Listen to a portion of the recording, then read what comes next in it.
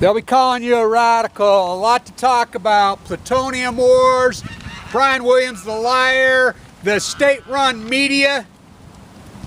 We knew it was a state-run media. Thank you, Code Pink, and I want everybody to watch this. Abby Martin goes on the best rant I've ever heard that girl go on, and she can do some good work. Wow, on the Yale connection, the Yale connection. The fascist military-industrialized complex gone completely amok. We wish we had Masons back. The skull and crossbones are completely out of control. She calls them out for the fascist pigs that they are. We want to talk about Brian Williams and the lying scum that put him up to that witch. Come on, please. Please. We knew the war propaganda machine, the Patriot Act, mission accomplished. But I want to talk about this first and foremost. The Economist. This is a big story. Big story. Mission Impossible. It's who's reporting it. I mean, we're going on 4 years. I want to talk about, I just finished my first really contemporized mainstream print media interview I've done this whole time, which I turned quite a few of them down when I was saying. I want people to understand, I'm going to talk a little bit of my path as an activist, a little bit of my path line and all the stuff that I've put up with and what I've gone through in the path. I've been in the fight of my life, literally. And they came to me, and I did it with an American medical journal. And they're like, Kevin, we've been following this case intensely. Your doctors, you know, they've been walking it. I want people to understand the tremendous, tremendous, tremendous amount of suffering that goes along with this brutal disease.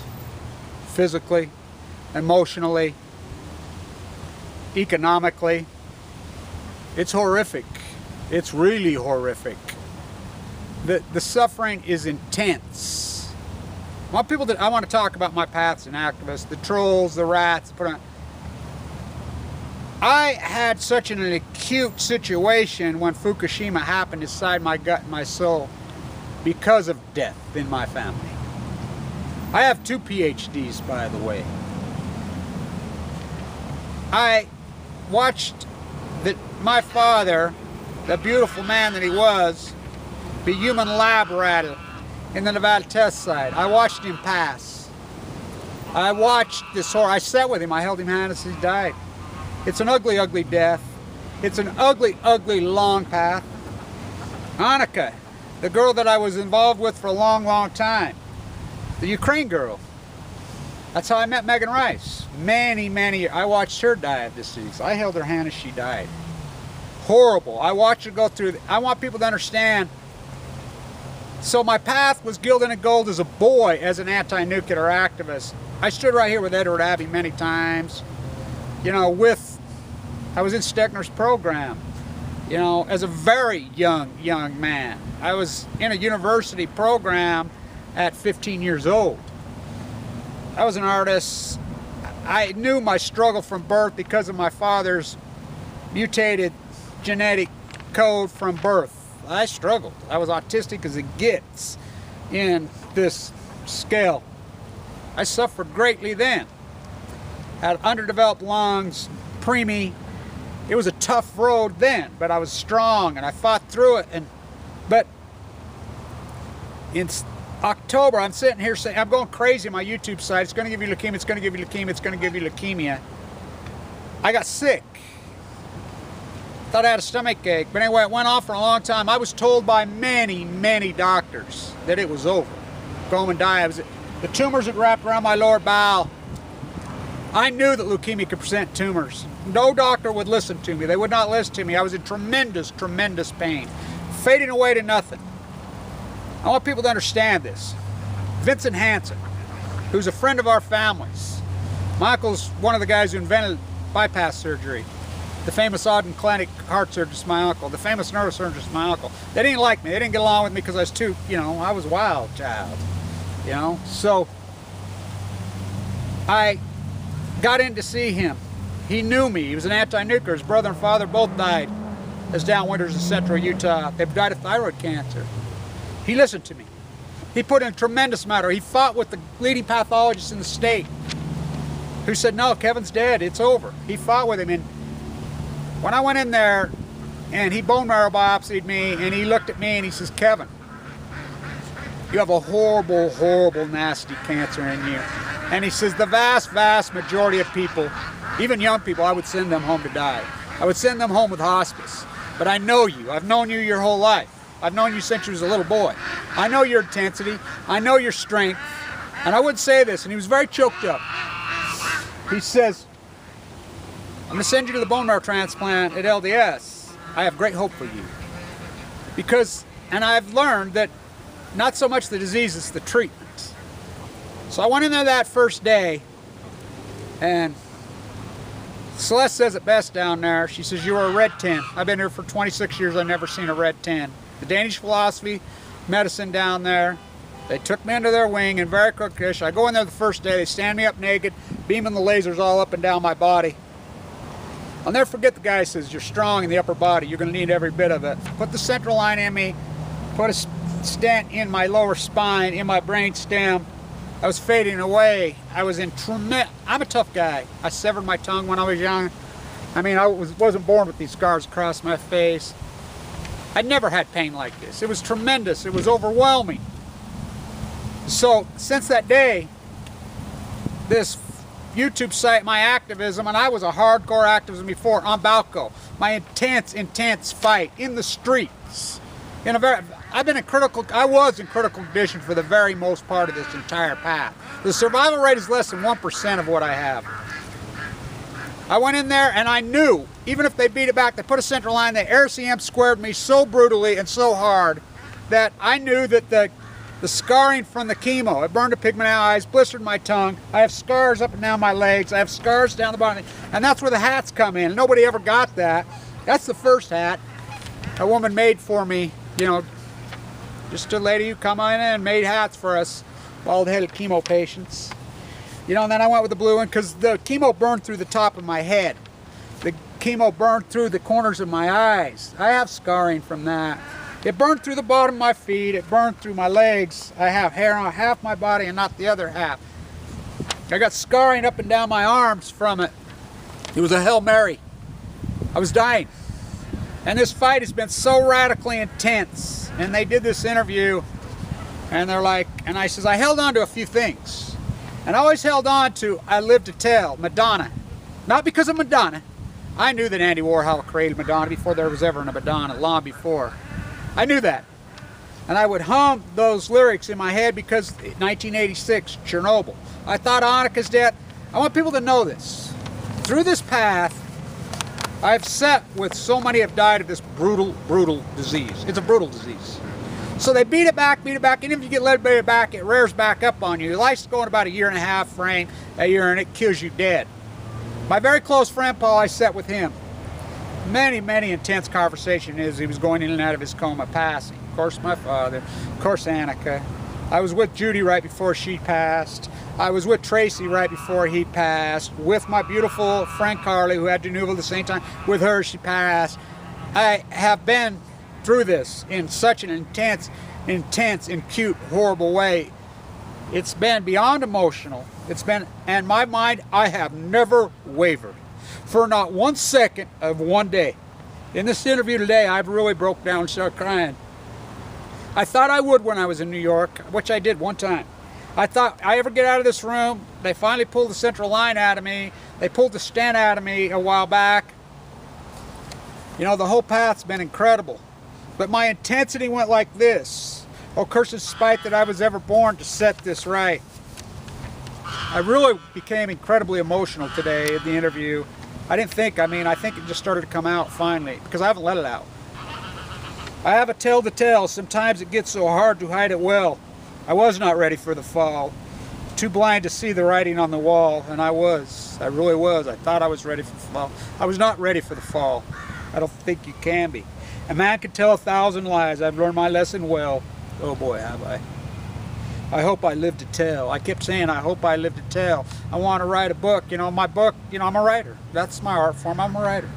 So I rushed and knee-jerked and hurried to throw a bunch of visual content, everything I possibly could in an intense way because I thought I was going to die.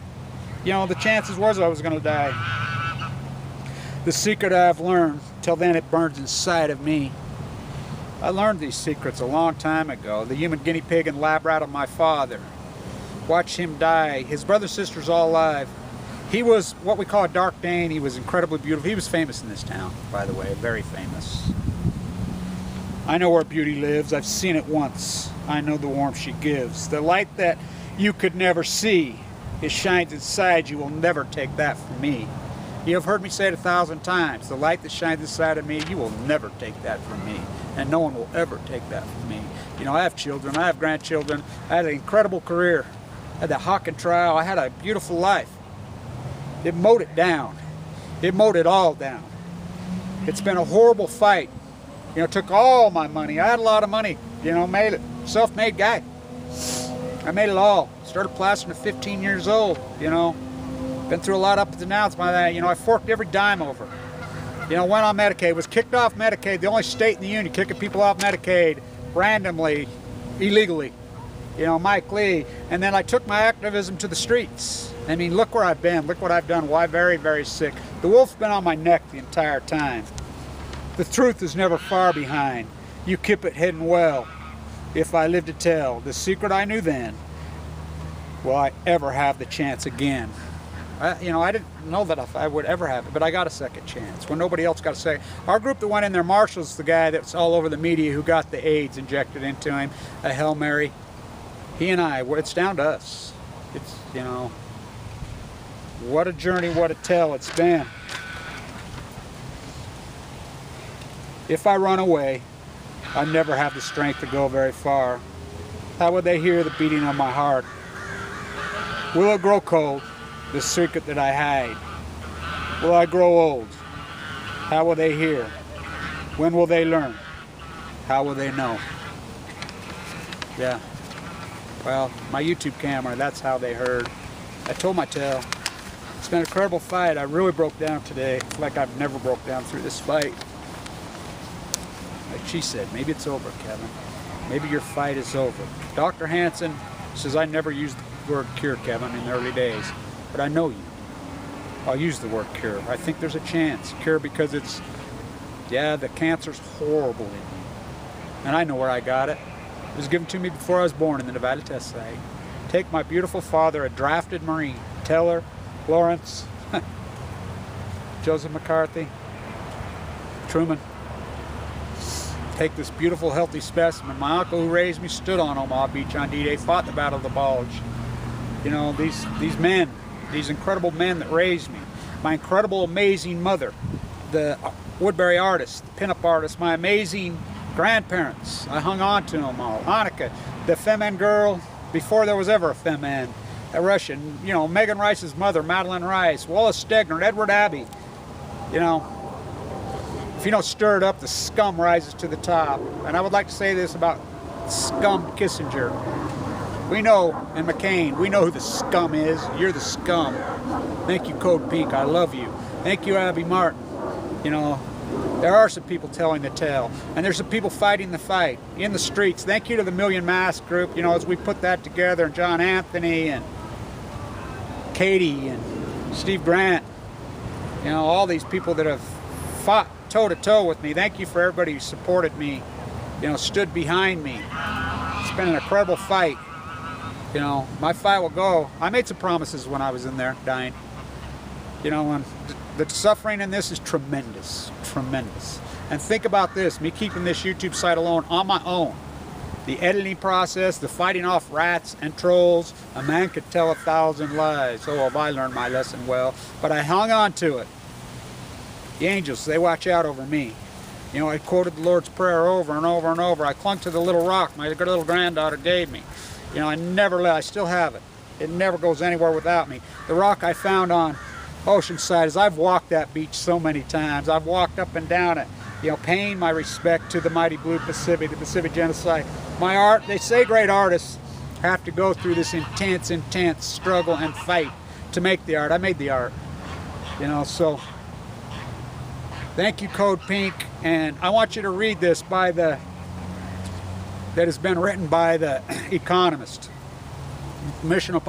People are, as I said from the early days, they will only be able to cover this up so long. It will reach critical mass. And what's going on in Ukraine right now, either way, it don't matter, you're fine, is it's an amazing, horrific, you can't make it up story. You do know that Yalta was exactly 70 years ago right now going on. You do know Stalin's words when FDR died. Can you think about the fate of FDR dying in April? They were going to share it with them. They were going to share it with them. Think about the ironies of World War I. To the day, the United States has already sent in military hardware. The people of the Ukraine are going without water, without anything. This is a crisis big time. And the America's freaking all the way up to their neck in it. You know, Putin's not playing.